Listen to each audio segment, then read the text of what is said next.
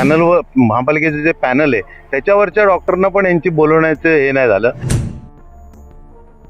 कुठली ट्रीटमेंट तिला मिळाली नाही आणि त्याच्यात जवळजवळ 1-1.5 तासानंतर तिला सांगितलं कळव्याला तुम्ही शिफ्ट करा म्हणून, इथं ट्रीटमेंट होणार नाही म्हणून. की तिथे ॲम्ब्युलन्स पण होती आणि चालक पण होता, परंतु मेडिकल ऑफिसरचं त्यांनी ऐकलंच नाही आणि त्यांनी ॲम्ब्युलन्स दिली नाही. जी घटना घडली त्याच्यात सविता गोविंद बिराजदार यांचं निधन झालं. ॲक्च्युली ती लेडीज चालत आली आणि ॲडमिट तिथे झाली. तिथे तिच्या डाव्या साईडला वेदना व्हायला लागल्या. कुठल्याही पॅनलवर महापालिकेचे जे पॅनल आहे त्याच्यावरच्या डॉक्टरना पण यांची बोलवण्याचं हे नाही झालं. एमओ तिथे हजर होते मेडिकल ऑफिसर, परंतु कुठलीही ट्रीटमेंट तिला मिळाली नाही आणि त्याच्यात जवळजवळ 1-1.5 तासानंतर तिला सांगितलं कळव्याला तुम्ही शिफ्ट करा म्हणून, इथं ट्रीटमेंट होणार नाही म्हणून. आणि त्याच्यानंतर महापालिकेची ॲम्ब्युलन्स उपलब्ध झाली नाही. नंतर 108वर ॲम्ब्युलन्स आणण्याचा प्रयत्न केला, ती पण मिळत नव्हती.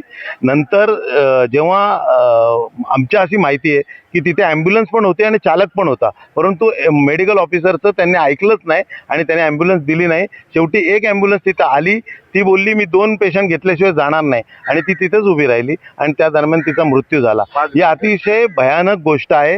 ही आपल्या प्रत्येक गरीब व्यक्तीच्या जीवनाशी खेळणारी गोष्ट आहे.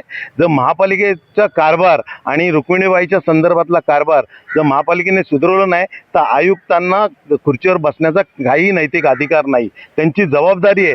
जर लोकांचा टॅक्स देतात, करोडो रुपयाचं ICU सेंटर बांधलं, पण त्या ICU सेंटरमध्ये डॉक्टरच उपलब्ध नाही, तर ICUची गरज काय? मग एवढे करोडो रुपये, 8-8, 10-10 करोड रुपये लोकांच्या टॅक्सचे वाया घालवण्याचं काम हे करतात. ते महापालिकेच्या महापालिकेची जी रुग्ण व्यवस्था आहे किंवा हॉस्पिटल आहे त्याची जी जबाबदारी ज्या उपायुक्तांकडे दिलेली आहे त्याच्याकडे जर 3-3, 2-2 डिपार्टमेंट देऊन ठेवले तर तो आरोग्याकडे बघणारच काय? तिथे काय मलिदा भेटत नाही. जे डिपार्टमेंट मलिदा देतात तिकडे यांचा जास्त लक्ष असतो. मग आरोग्य सेवेकडे लक्ष कोण देणार?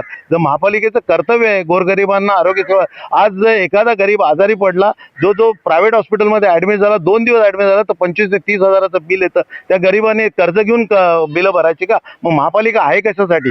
जर ह्या आयुक्तांना आम्ही वॉर्निंग दिलेली, 48 तासाचा त्यांनी वेळ दिलेला, 48 तासात जर त्यांनी त्या अधिकाऱ्यांवर कारवाई केली नाही संबंधित लोकांवर, त्याच्यात रुग्णवाहिका चालक आला, मेडिकल ऑफिसर आले आणि डॉक्टर आले संबंधित, त्यांच्यावर जर कारवाई झाली नाही आणि त्यांना सस्पेन्शन केलं नाही तर आम्ही इथं तीव्र आंदोलन करू, आयुक्तांना घेराव टाकू, एवढं आम्ही बोलतो.